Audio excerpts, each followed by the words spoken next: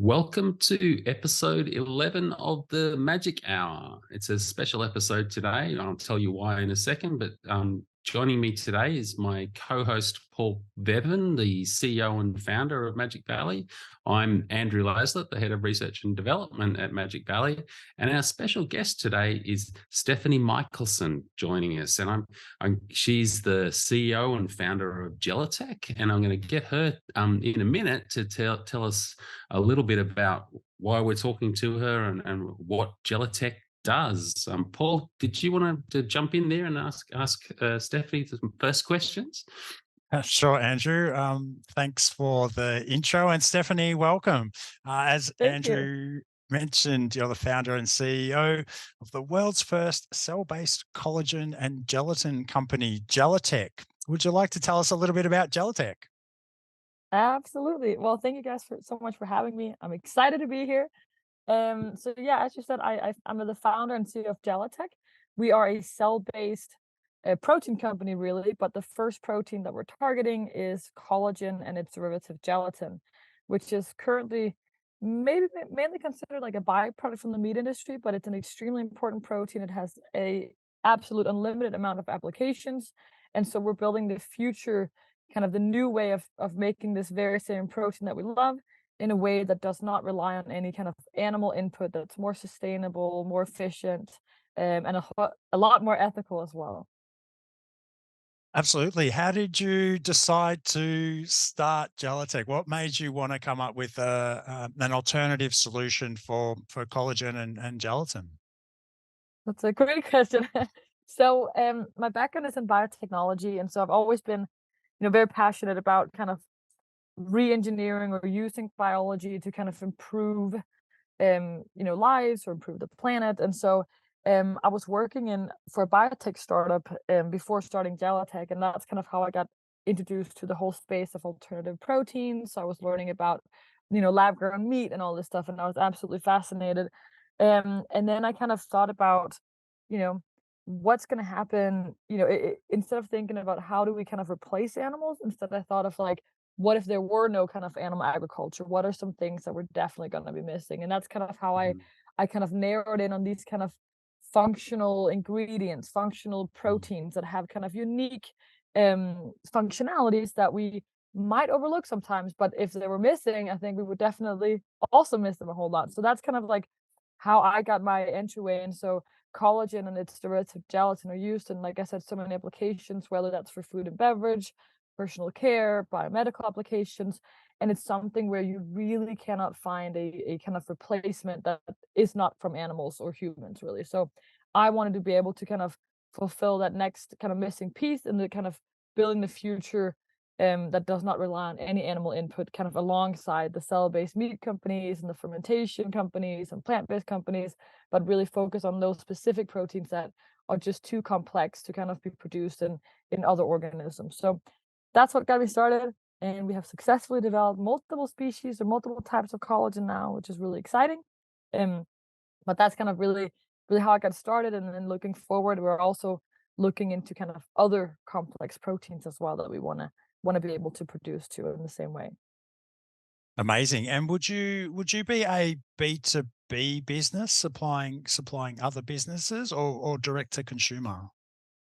B2B primarily. So kind of like operating like a traditional kind of collagen and gelatin producers, which that's pretty much what they do. They sell to other companies, and that could be again like maybe it's a confectionery company making, Mm. delicious gummies, or maybe it's a personal care company making kind of regenerating youthful skin cream or so. Like there's a lot of different applications, and we certainly don't know how to specialize in all those different things. So we're supplying it to other companies just like a traditional kind of company would. Yeah, that makes perfect sense. It's really an area that I'm not an expert in. Absolutely not. I don't know about you, Andrew. I don't know how much you know about collagen and gelatin. I know a little bit about non-animal collagens, but I'm not going to. I don't think we need to turn this into a highly technical podcast. Absolutely not. Stephanie, were there any other areas that you sort of considered? I know you touched on, wanting to provide those functional protein ingredients, but were there any other sort of areas that caught your eye? I know you mentioned lab grown meat. Is there anything else that you were considering, or were you was this like your first port of call where you're like, no, this is it, this is what I want to do, or did you try some other things or explore some other areas previously? I mean, so I think like, I was really just passionate about finding kind of help building like the future of food and proteins and kind of ingredients as I saw it. And I think at the time there was a few cell-based meat companies out there.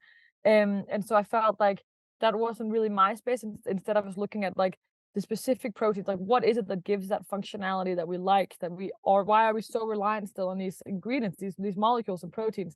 I did also find, kind of in egg whites or egg proteins, like there are also some unique proteins there, which if you ever try to bake um things without eggs that you usually use eggs with, it's extremely hard, and it's hard for it to kind of like solidify, if you will, like bake. And so that was another area. But at the time, Clara Foods, which is now the Every Company, were already out doing, really awesome work.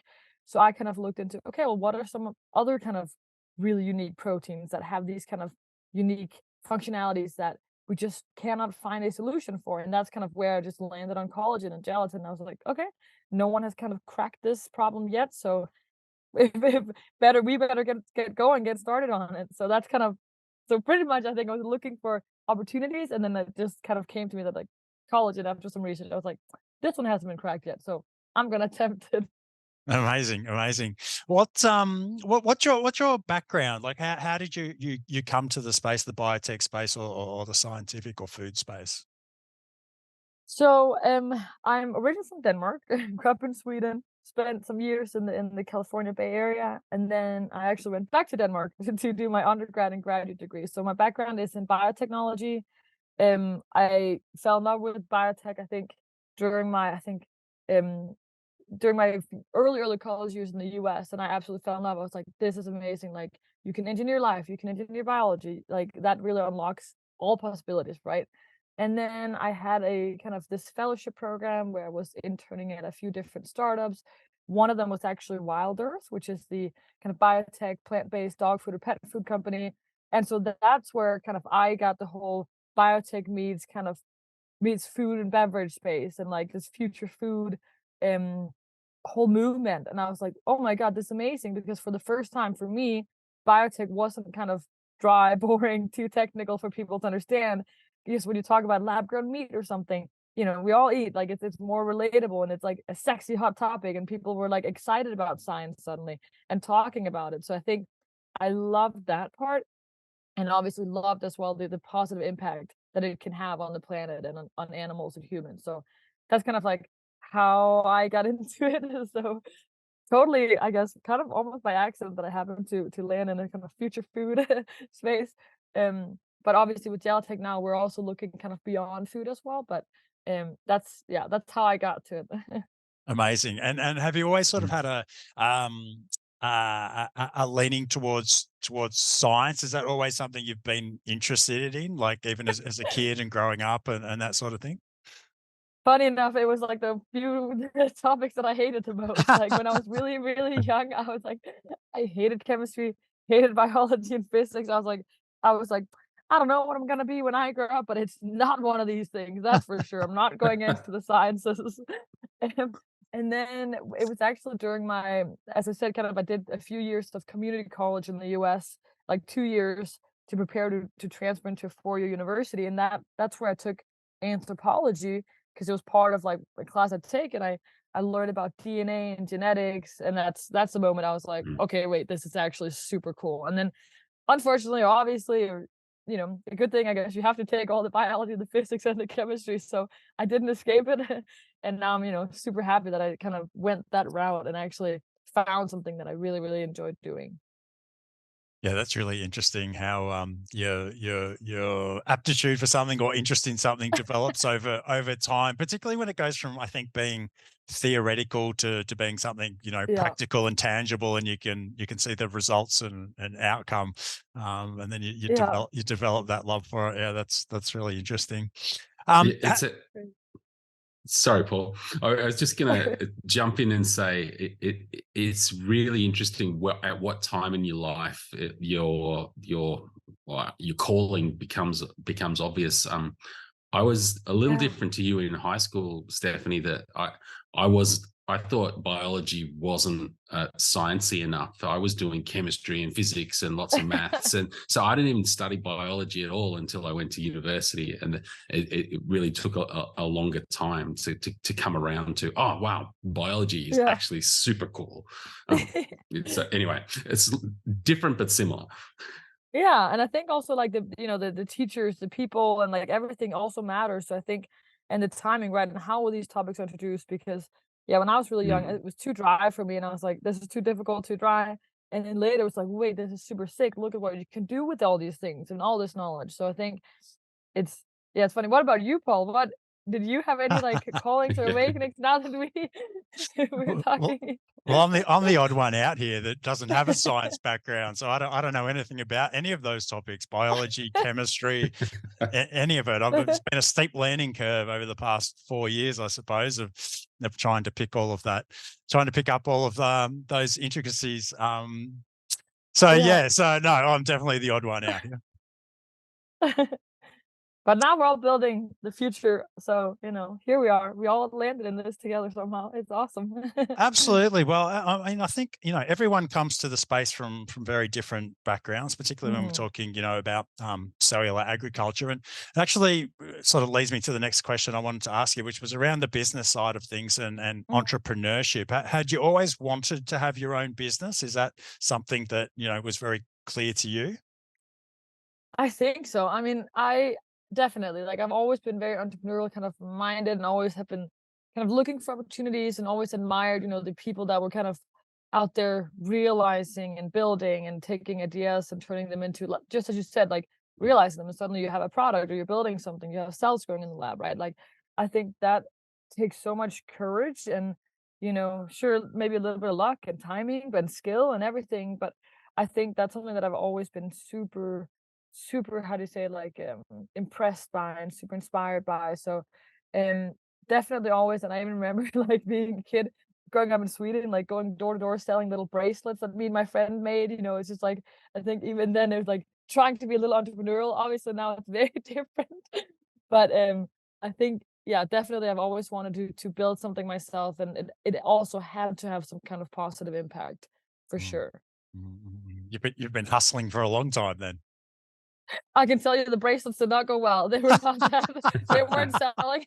But we tried. That's how it is, right? You try, and then you learn. But All a learning experience, isn't it? Just on to the next thing. Experience. Yeah.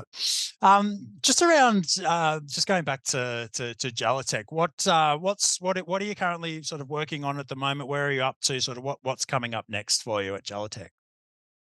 Yeah, so we have been developing 3 different species of cell lines. So we have human, bovine, and porcine cell lines right now.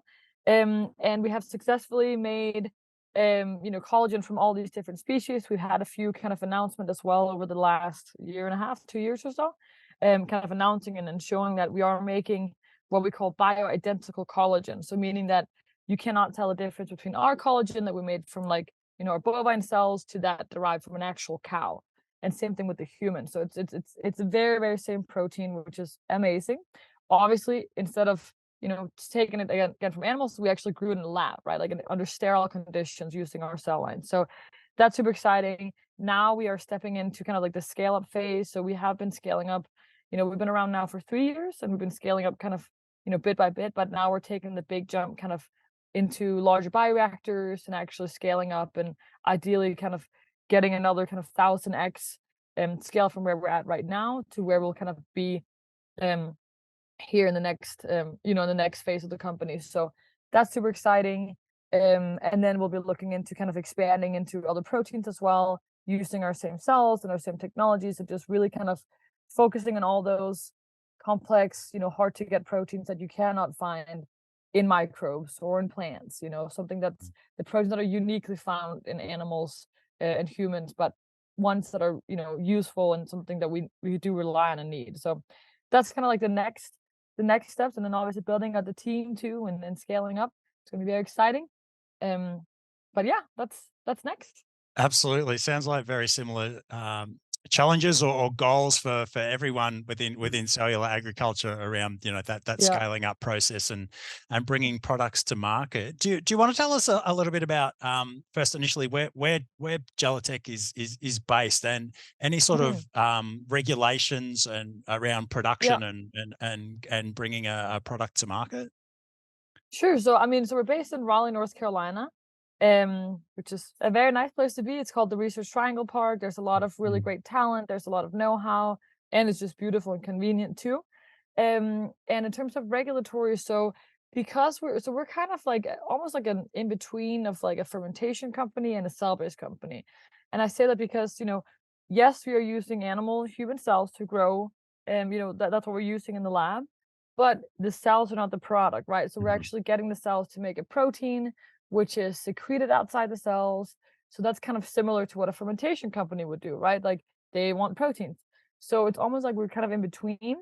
So due to the fact that we can separate the protein from the cells and the media and everything else, and because the protein itself is bioidentical, so biologically, chemically, functionally, it's the same as what we've been, you know, consuming for since the beginning of time. Because of those two things, it seems like we may be actually able to go through like a GRAS certification, which could be a lot, you know, quicker and easier than like a novel food or novel ingredient. Um, for other applications in like the personal care, that kind of depends on what region you're looking at. Like in the US, it's actually not very regulated. And then there's also applications in like the biomedical kind of pharma and health applications where it kind of depends as well on what you're doing. But so far, you know, we have been kind of gathering our paper trail, like we're looking to kind of begin that process. But as a B2B company, I think there will be, you know, things that will be kind of our responsibility and on us. And then there will be some things we're testing depending on what the customer's using it for, what product they're developing, that might be on them, right? So, but you know, we've gotten a lot smarter about a process here for the past 2 years. We know it now kind of by heart. It's more like autonomous, if you will. And so that's exactly like the place that we need to be kind of before engaging, you know, more seriously with like FDA and USDA and stuff like this. So we're ready, and that's also part of like what's next for us to actually like navigate that. And obviously with Upside's recent news, I think it's going to be maybe more streamlined or easier to figure out exactly what's needed and stuff like this. So that's another thing that we're pretty excited about too. Thank you so much for explaining all that, Stephanie. There's super a lot of parallels to what we're going through in the cultivated meat industry. But I also wanted to jump in and just say for our Australian listeners, GRAS certification is not grass as in the green grass. It's it's an acronym for generally recognized as safe, that's used in the US, especially for food ingredients. Thanks for clarifying that, Andrew. I knew you wanted to get in with something there. I could. You can tell by my face. Yeah. What are some of the common, I guess, myths or misconceptions that you encounter around, you know, collagen gelatin and the products that you're developing and the work that you're doing? Are there some common things that just people don't understand? I think in general, like the whole cell-based space, I think sometimes, you know, people see it as like very kind of Frankenstein and very like, you know, scary, when in fact I think it's probably a lot less scary than like animal agriculture and slaughterhouses, right? Yeah. And I think as well, like the fact that we immortalize ourselves, you know, technically, you know, you can introduce like cancerous genes or whatever you may call them, right? Like, or that's at least what people think. So they think, well, if I consume something that's made with these or the cells, does that then mean that I'm going to get cancer? So I think there's a whole lot of things that kind of like the general public, like, you know, that because it's new, it can seem like scary. So I think it's up to us, like the companies, to really be kind of transparent and really open about what we do and how we do it. I think that helps. And on the collagen side, I think a little bit, you know, like it's going to take us a little time to get to larger scales. Obviously, I think that's the one thing, because currently the only way of getting real collagen and gelatin is from animals, and they're at, you know, tons and tons and tons and tons, which, you know, that industry has had many years of kind of head start on us, right? Like we're just 3 years old. So I think just also the kind of understanding of this new technology, this is like a new kind of approach, and it's going to take a little time, but we know that the process works. We know that the product is real, and we will get there, right? Just like other industries have. Like, it just takes a little bit of time and some research and some smart people. But I think those are probably like the main ones that we kind of run into, from like being like a cell-based company and making collagen, I think. Yeah.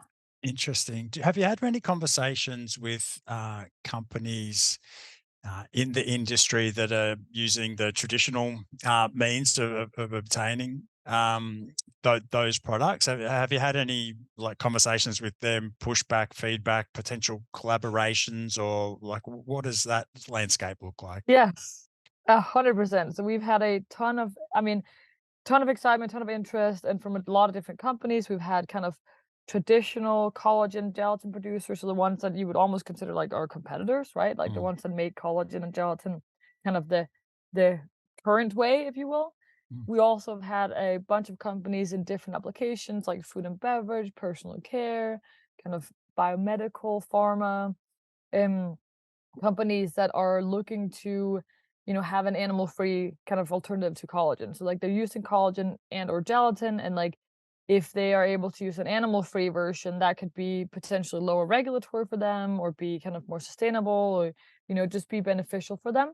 So a bunch of different kind of companies. We are kind of in partnership negotiations and discussions with a few. So I'm hoping that in the next few months we'll be able to announce some really, really exciting partnerships.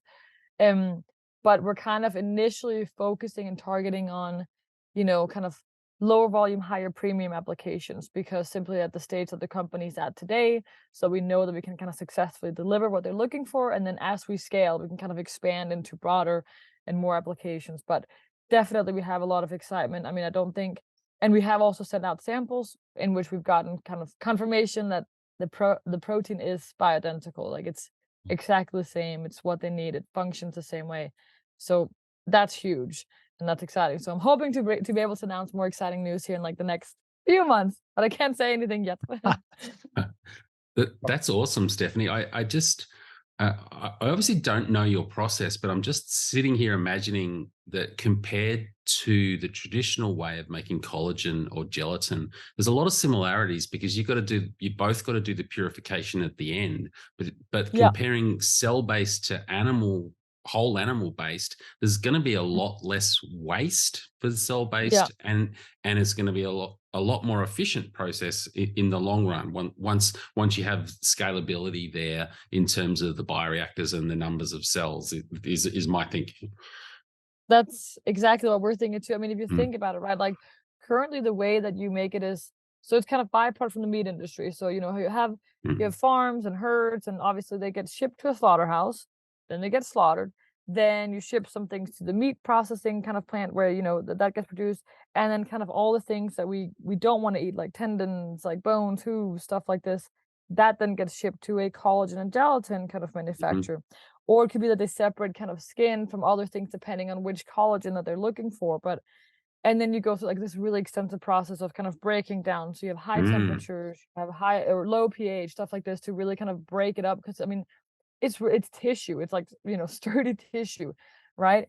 And that takes a while. And also in the beginning, right, you have to grow animals for like 3 to 5 years before you yeah. even slaughter them. So like, and not all animals are the same. You have a herd of different individuals. Like you're gonna get different results. It's kind of big, like batch to batch. And then obviously they'll get the collagen and then purify it. Then you can process it further into collagen peptides or gelatin, or kind of leave it as native collagen. So it's definitely like, from like the purification, there are some similarities, but it's also very different when you're trying to, if you grow, cells, like if you have tissue versus cells, right? Like the Hmm. cells are kind of more readily available. Tissue is more kind of intertwined, if you will, almost like roots, right? Like it's a little bit more sturdy. So our process is more like kind of from the cell. So it's actually more easy for us to kind of get the collagen out, I think, like quicker.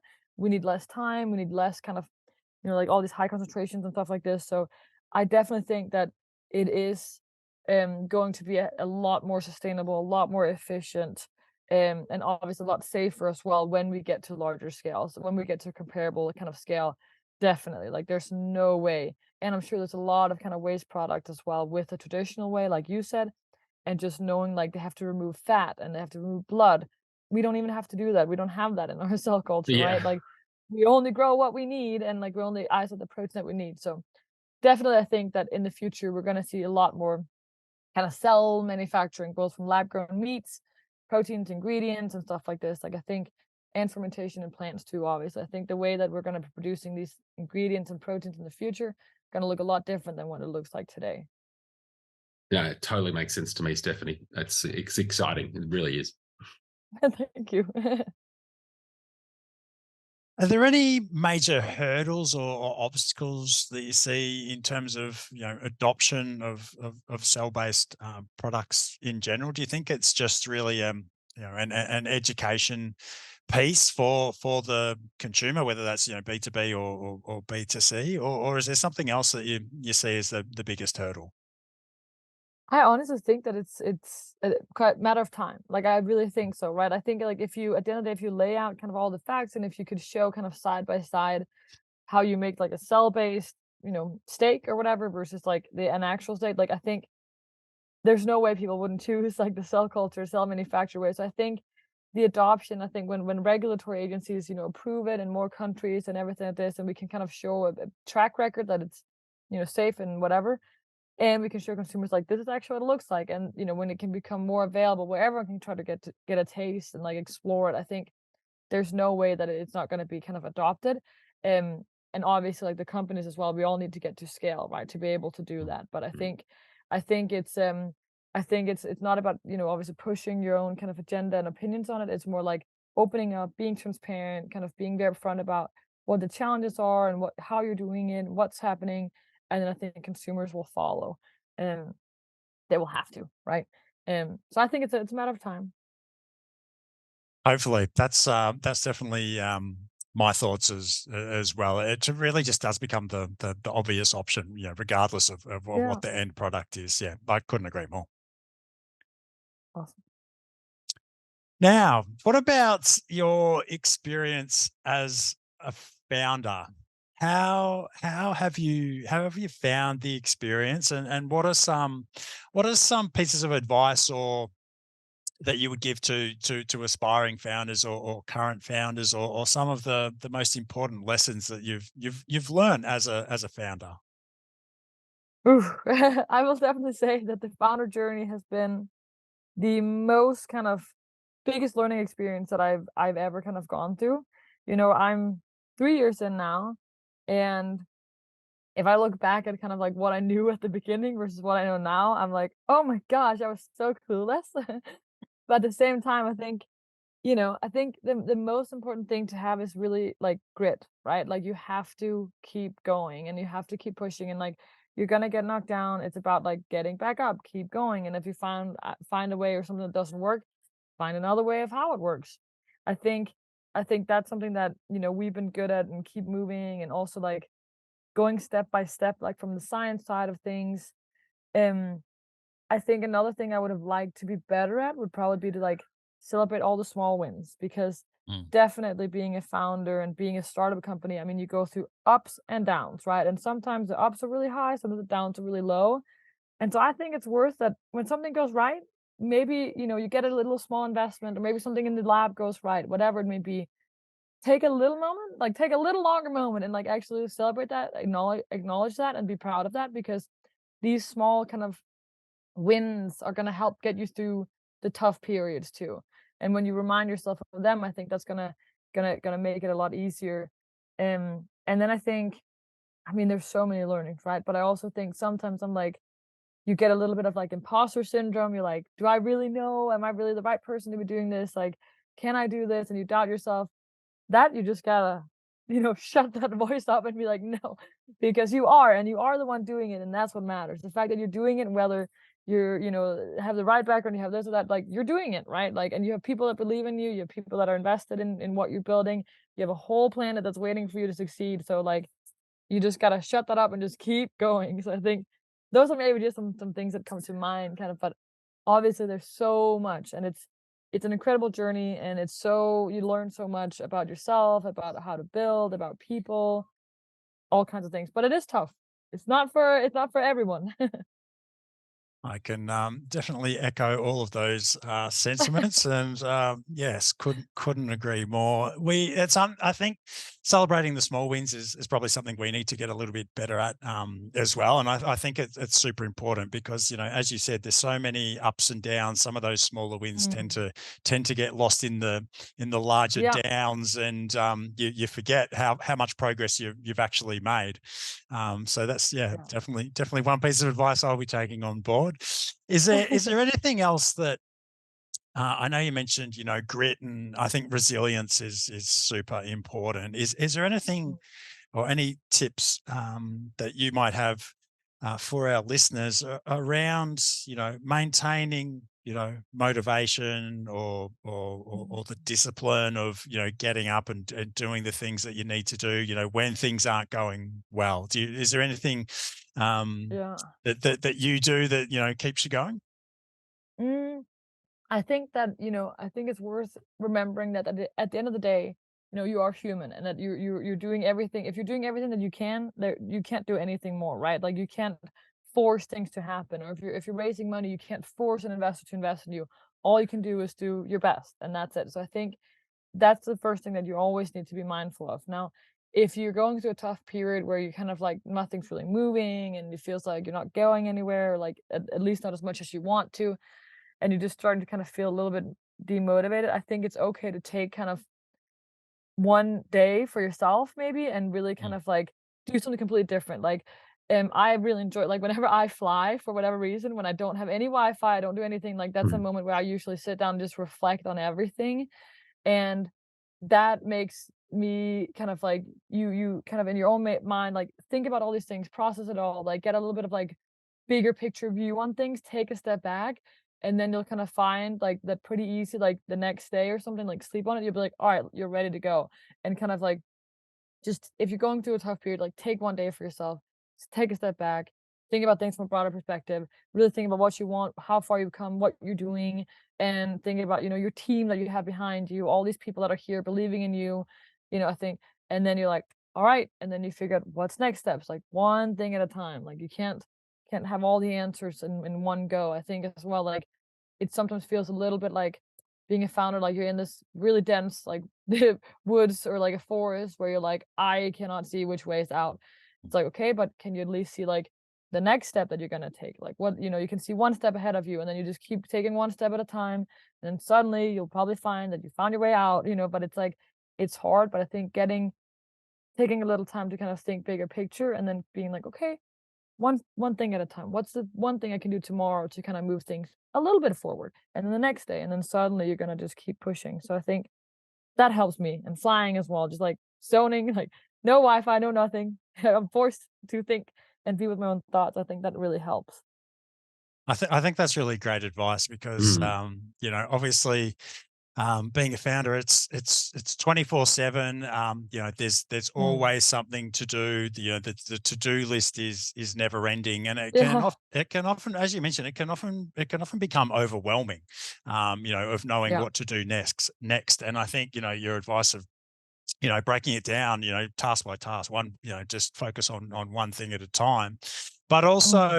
also taking that time out as well, you know, having that circuit breaker, that, you know, time Yeah. to yourself where, you know, you're either disconnected or, you know, you're doing something for yourself, or whatever the Uh-huh. case may be, just to refresh and get that, I get more holistic view of, you know, what's going on in the Mm. business, and just removing yourself for a second to give you some clear thought. Yeah, I think that's great advice.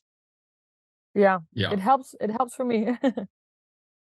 Yeah, I'm not a founder, but I think it resonates a lot with me, that advice, and the part you said before about imposter syndrome and just pushing through that Mm. I think that's so true for people at all different stages of their careers. It's a really important thing to recognize that everybody, and if you don't go through some form of imposter syndrome, then Yeah. I worry a little bit about you. Yeah, then I feel like maybe you're not pushing enough, right? Or like, I mean, Mm. but to each their own. But I definitely feel like imposter syndrome. So many times I've been, whether I'm giving a talk at a place, or I'm doing something, or I'm stepping into a conference, and then I'm like, I look around and I'm like, I don't see anyone kind of like me. And you have these like thoughts and feelings that come up in your brain, and you start doubting yourself. You're like, wait, am I really good enough for this? Am I smart enough for this? Or am I whatever experienced? Like, and then I'm like, I stop myself. I'm like, you know what? And, I'm like, I'm just saying, shut F up. Like, I'm Yeah, here for a reason.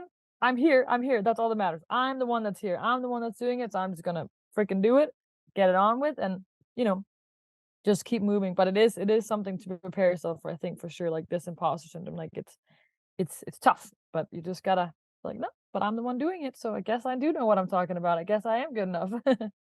exactly. And keep pushing. Yeah.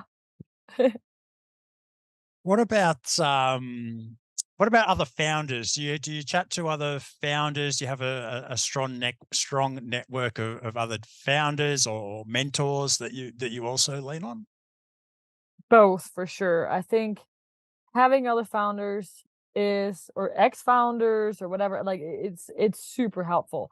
People that have kind of been through the roller coaster ride, and whether they've been successful or they've, tried a few times and not been super successful or whatever it may be. I think just kind of talking to people that have gone through what it means to be a founder and gone through what it means to, whether that's raising money or it's letting people go or it's building a team, and it's kind of having a whole, team of people rely on you for their paycheck, stuff like that. Like, I think it's super, super helpful to talk um with other founders, and definitely, it can be in your industry, but I think that there's a lot of translatable kind of how to say, experiences that go through whatever industry you're in, that's going to be the same.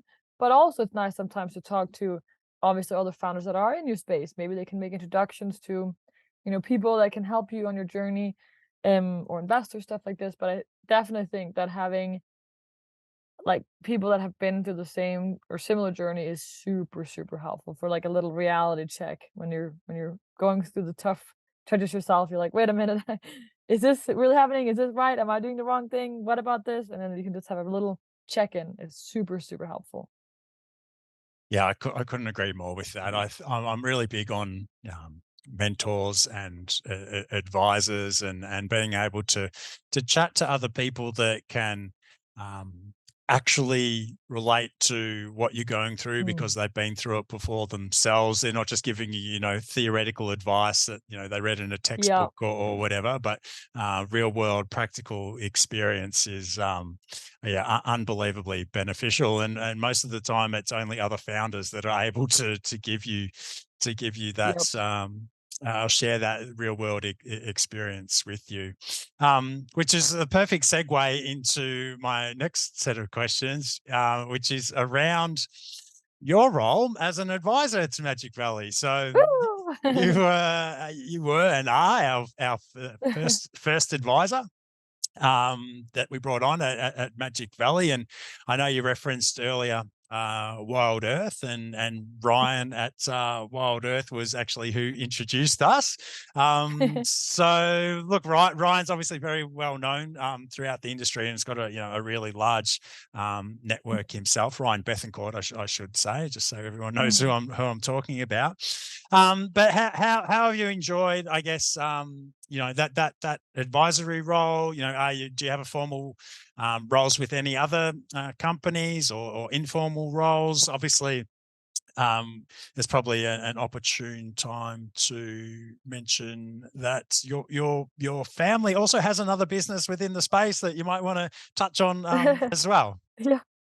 Yeah, so I am, I've been, advising Magic Valley, although I think we were more hands-on in the beginning, when you really, really need it. I think that's a very common kind of, I guess, thing that I've also found myself, that in the beginning when I started, I was super relying on like mentors, advisors, stuff like this. And then when you get the hang of it, you kind of start becoming, the expert in exactly what you're doing. And then it's more kind of like maybe more kind of advice and then more around kind of like the ups and the downs and dealing with that more than like the actual kind of company building, I would say. Mm. So it kind of changes, I feel. But I'm also advising my sister's company, Perlita Foods, which is a plant-based and kind of mushroom-based alternative seafood company.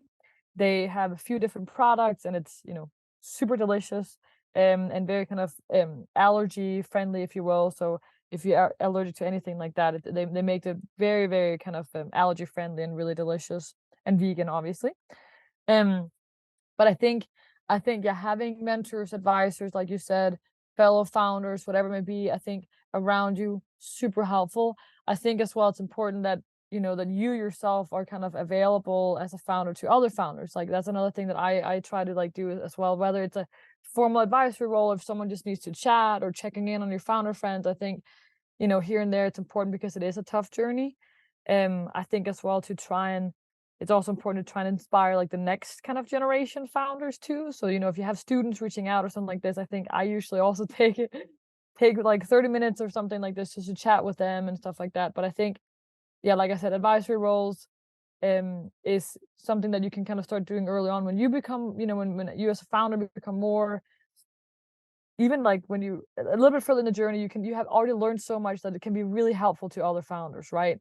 Um, so I think getting advisors and mentors early on, like you said too, is helpful. And then when you feel like you've learned something that other people can benefit from, then go share that, go help other people build. 100%, 100%. And I think your point around the role changing over time Yeah, is really well made too, because you don't have to be mentored by the absolute expert in a particular area. You can be mentored or advised by someone who's 3 months ahead, 6 months ahead, 12 months yeah, ahead of where you are. Because when you're doing something new that's never been done before, having just one person who's yeah, been through that experience is super valuable. exactly. And so even you might think that you've only got a limited amount of experience and haven't been doing things very long, but you've got to think that there's people coming up behind you who've got absolutely no Yeah, experience, and you can help those people, as you mentioned. You can do some of that mentoring yourself as well, for people that are new and coming up into the industry. So you can have mentors and advisors from any level, really. And as yeah, you said, that develops over time, and then the relationship changes over time, and you might discuss different topics and be able to help each yeah, other and all those sorts of things. So it's really exactly. fascinating. And I'm certainly a big proponent of receiving mentoring and advice, and giving it back as well. Similar to yourself, we get lots of inquiries as well, particularly, strangely enough, we actually get quite a lot from primary school and secondary Oh, school and university students, just really yeah, fascinated in the process. I know Andrew and the team have been doing a number of those little that's assignments awesome. and talks and things with those students. I don't know, Andrew, do you want to jump in there? Oh, look, I love those things. They give me so much energy and they blow me away every time with how much they already know. Yeah, They're really across almost up to the minute news about what's happening in some of these students. They're really following this because I think that they see that it's so important for them, because it's about the future of the planet that they're mhm, going to be on longer than an older person like me. And it's great being able to give them an insight into what we're doing and what the industry is hoping to achieve. that's awesome. Is it mainly like, do you ever get any like international like people, or is it mainly like kind of like local reaching out to you guys? We get a mix of both. I would Mhm. say we probably get more local because there's just not as many companies here for them Yeah, pick from to reach out to and contact. So the majority is probably local, but we do get people that's awesome. from all over the world. So it's definitely been it's just been building more and more too recently. I think Mm. as well. Nice. We get asked to do a lot more media appearances, Mm, also, for that, obviously being driven by the large interest in the space, which has probably even stepped up another notch since the announcement a couple of weeks ago of yeah, the couple of cultivated meat products being approved for sale in the US. Have you might not be located right now in the US, but have you noticed anything, from your contacts or anyone you've spoken to, following that announcement? I mean, here we're a little bit removed here in Australia, but there's definitely been a lot of excitement and coverage about it even here. Have you noticed something similar? I think definitely like a lot of excitement and a lot of like I think as well a lot of the companies that we've been talking to for years now that we're trying to looking to build partnerships with stuff like this. I think for them to see that kind of announcement just gives them that much more kind of faith and trust in what we're building as well, right? And more kind of even more confidence in it. Like they were kind of like the early adopters by reaching out to us, they were early excited, and now kind of with that announcement coming, I think it's like, oh wow, it really is happening. Like it's not just a dream and aspirations, it's actually legitimately happening, and it kind of de-risks it. So I think it's a fantastic time for other companies to explore that. I hope I didn't break out there. I just got a notification that my Wi-Fi. No, you're No, all perfect. you're all You guys- good.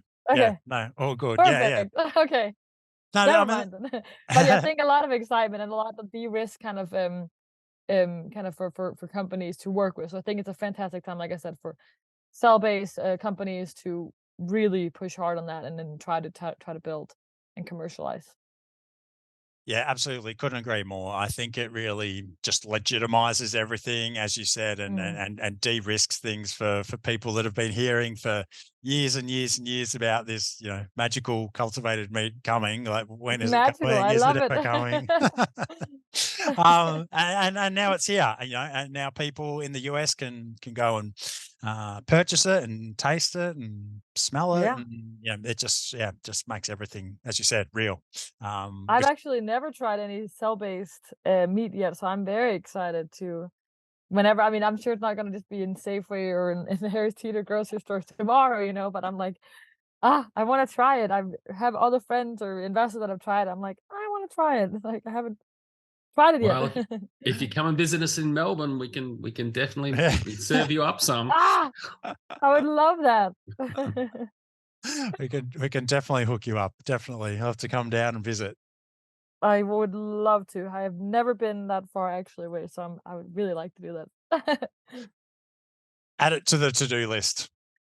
Yeah, perfect. Andrew, was there any other questions that you had for Stephanie? No, I don't think there's any questions. I just it's a comment really that I kind of feel privileged to sit here and listen to you two chat as a non-founder and get the insights into the way you guys support each other and the way people think about how to get through really, really hairy problems and things like that. I think this is going to be a really valuable episode for people to listen to. And I'd just like to thank you both for your honesty and your input to this. Thank you. I also thank you, Paul, for having me. And thank you, Andrew, too, for having me. I think it's nice just to kind of casually kind of chat and try to, also be honest and upfront about what are the challenges and like how are we dealing with them, because it's a lot. Absolutely, and it sounds like we all have the same challenges, which comes out in every conversation that I have. We all have very similar challenges, so it's always good to be able to talk about that. And Stephanie, thank you so much for your time today. We've loved having you on the podcast and all your valuable insights. It's been great, and we'll have to catch up again soon. Yeah, thank you guys so much for having me. I'm gonna fly over soon and try and taste some of your product. Now we have it Please. on recording, but now we have it here, guys. There's no takebacks. No. It's you give us a couple of days notice. We'll have some food ready for you. Definitely. Awesome. Sounds great. Thank you both for joining us on episode 11 of the Magic Hour. If you want more information about Jellatech, I would definitely check them out on their socials. If you want to plug your socials and your website, now's the time, Stephanie. Yeah, I think, I mean, if you just, I think, Google us, you'll find us. I think our Instagram is like Jellatech1 or Jellatech.inc. It's one or the other, but just jellatech.com and you'll find us. Awesome. And if you want more information on Magic Valley, our website is www.magicvalley.com.au. We're on LinkedIn, we're on Instagram, we're on Twitter, we're on TikTok, and I've probably forgotten Facebook. So yeah, we are pretty much everywhere you look on social media. So if you're interested in finding out more, please do, and also feel free to reach out to us directly. Thank you very much, Stephanie. That was great. Thank you guys. That's super nice.